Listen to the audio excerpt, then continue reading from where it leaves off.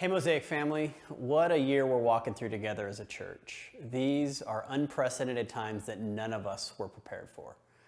Fatigue, weariness have surfaced, concern and doubt are looming, fear and panic are in the air. But in the midst of everything, we're experiencing the loving kindness and the tender mercy of our God is in our midst. I do want to share a couple good things going on in the life of our community of faith. And I do also want to share a few changes that we'll be making beginning this Sunday at Mosaic. First, I want to share with you about our Shine partnership with Marianne Binford Elementary School. It continues to thrive under the faithful presence and leadership of Michelle Kuykendall. Thanks, Michelle. With your generosity and in partnership with other partners in our community, we were able to provide full Thanksgiving meals for 40 families in need. Now, this is only one meal for families that are in dire need of much more, but this was a simple, tangible expression of Jesus' love for the world through the feeding of those that are most in need right now. Another item that's worthy of celebration is God's provision for us to worship Him together for the past 24 Sundays outside. The outdoor sanctuary under the canopy of cottonwoods is exactly what many of us needed. It allowed us to rest. It provided us space to breathe. It inhabited our prayers of lament and grief and our songs of joy and gladness. It contained the words of the gospel that our hungry souls desperately fed upon. 6 months together in the Bosque was exactly what we needed. But seasons are changing and so are our plans. We did plan to have our final Sunday outdoor service this week, but with the recent changes in the public health order, we've been required to make some adjustments. So let me tell you about those adjustments and changes that we're making now. As you're all aware, our state has increased restrictions, and these restrictions affect the size of public gatherings, including houses of worship. The new restrictions limit us to either 75 people or 25% capacity of the room, whichever is fewer. This impacts our ability to gather as one large group. This Sunday, we will not be meeting together outdoors as originally planned. Instead, we will use this Sunday as a pivot Sunday to prepare us for moving indoors together the following Sunday, November 29th. So, for this week only, we will not be offering an in-person service.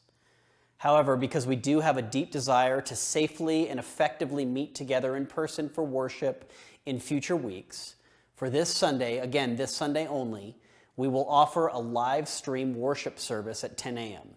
This will allow for our volunteers and our leadership team to walk through a Sunday indoors together, to get a feel for the space and to see how we can offer a safe and seamless worship environment in the coming weeks.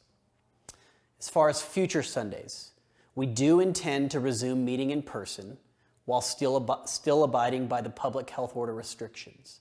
In order for us to do this in a way that does not exclude you or any visitors from joining us, we will be offering 2 in-person services while still making this live stream available for those of you that are unable or uncomfortable joining us yet. More details will come soon about that.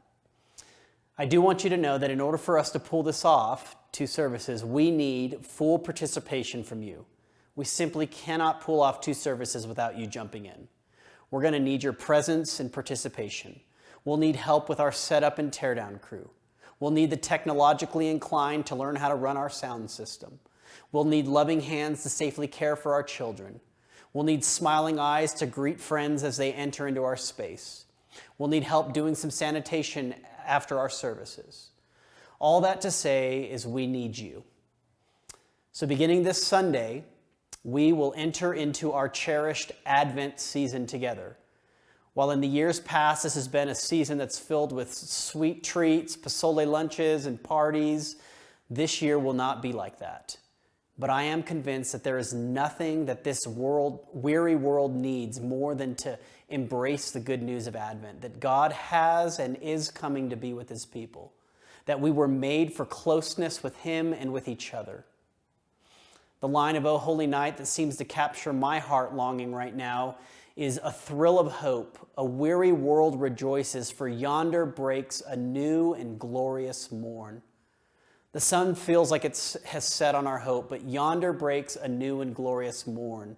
the coming of our Lord and the fullness of his kingdom.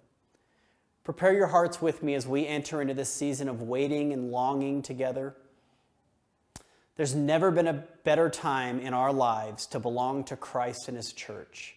The church was built for times like this. The church was designed to be light when times are dark, to be salt when life is bland. These are unprecedented times, and at unprecedented times requires unprecedented presence. I hope that you're encouraged right now. I hope that you don't feel alone right now. And if there's anything that we can do to encourage and come alongside of you, please don't hesitate to reach out to me.